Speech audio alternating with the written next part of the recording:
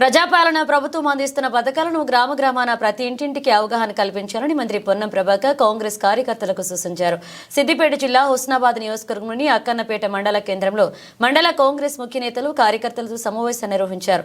త్వరలో జరిగే స్థానిక సంస్థల ఎన్నికల దృష్టిలో పెట్టుకుని నేతలంతా గ్రామాల్లో ప్రజలకు అందుబాటులో ఉండాలని సూచించారు. మీరు కూడా ఎక్కడన్నా వస్తే హుస్నాబాద్ ఆఫీస్కి వచ్చినా హైదరాబాద్ వస్తే కూడా హుస్నాబాద్ మొదటిసారి ఎక్కువ ముందు కలుస్తున్నారు. నేను గెలవాలంటే వాళ్ళు అన్నా చిట్టి పంపాలి అట్లా ఇట్లా ఏం లేదు కదా అమ్మా, అంతే కదా. నన్ను మీరు గెలిపేది అప్పుడు ఇంకా ప్రభుత్వం వస్తుంది మంత్రి అయితే నేను ఎందుకన్నా అనలే కదా.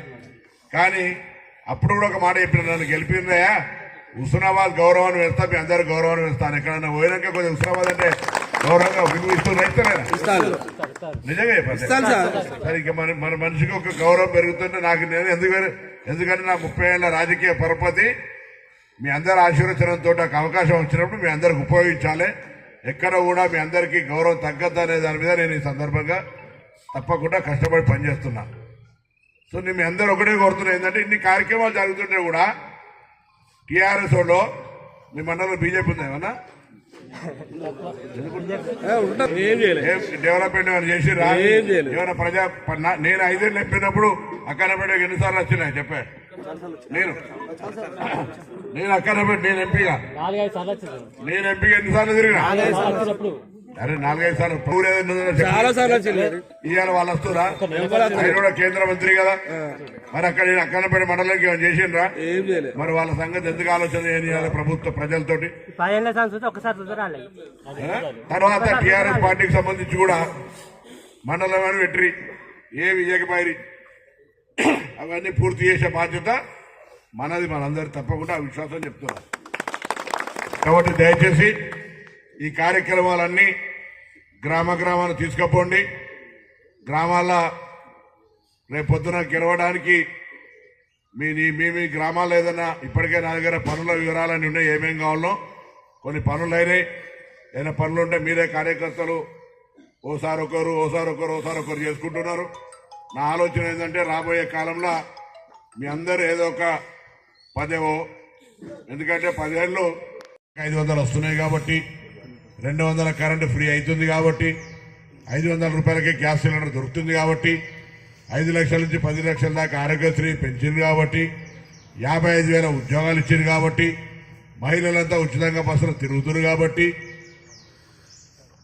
రేషన్ కార్డులు ఇంధనం ఇండ్లు ఇవ్వబోతున్నాం కాబట్టి, ఇన్ని కార్యక్రమాలు జరుగుతుంటే మనం బాధ్యతగా మనం ఇంకేమైనా మిస్ అయినావా?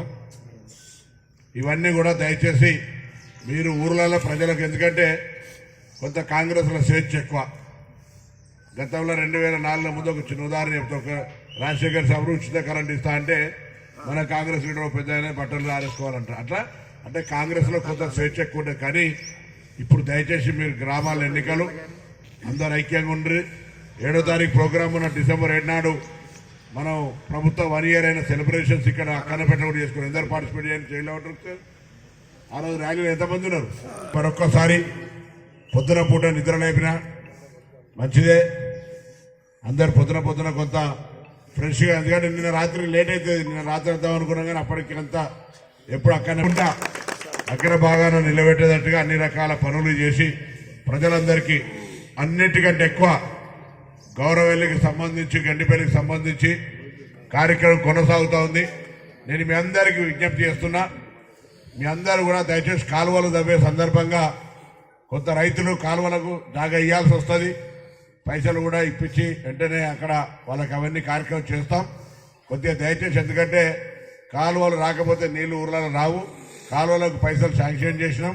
కొంత దయచేసి ఆ కోర్టు కేసు కూడా ఆలోచన చేస్తున్నాం. పునరావిస్తున్నారు కూడా వాళ్ళందరినీ బుధులకిచ్చి అంటే భయపెట్టే ఆలోచన మనం లేం.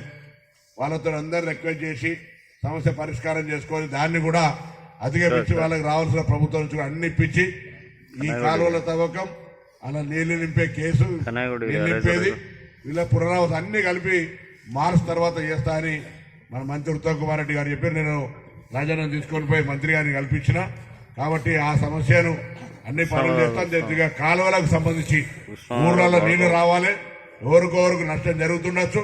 వాళ్ళు పెద్ద మనసు చేసుకొని సహకరించేటట్టుగా మీరు కూడా ఊర్లలో కొద్దిగా వాళ్ళకు ధైర్యం ఇచ్చి అరే ఊరంతా మీరు పెద్ద పేరుంటుంది మీ జాగాలకే నీళ్ళు పోతున్నాయని కొంత చెప్పి అందుకు కూడా అందరూ ఎటువంటి ఇబ్బంది లేకుండా క్షేత్రంలో సాయం చేయండి. మీరందరూ కూడా దీంతో నీళ్లు వస్తాయి, రైతులకు న్యాయం జరుగుతుందనే మాట మనం చేస్తూ మరొక్కసారి మీ అందరికీ నూతన సంవత్సర శుభాకాంక్షలు. మీ అందరూ బాగుండి ఈ ఎన్నికల్లో అందరూ విజయకేతనం వేసి ఏదో ఒకటి బాధ్యతలో ఉండాలని కోరుకుంటూ అందరూ నమస్కారం తెలియజేస్తాం.